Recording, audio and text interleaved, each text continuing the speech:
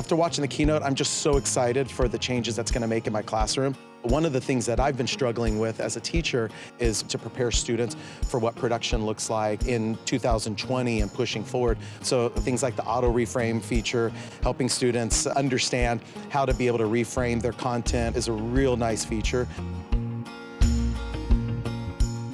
I'm so excited about Fresco. I think that it's amazing how well the brushes really imitate analog brushes in a digital space.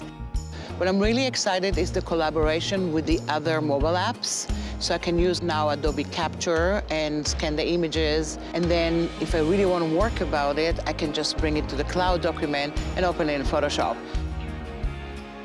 The new XD release is pretty cool. It's all about doing things faster, and from my point of view as a teacher, it's all about collaboration. So you can work together with your students in the same document with ease, and it's something that I'm really excited about.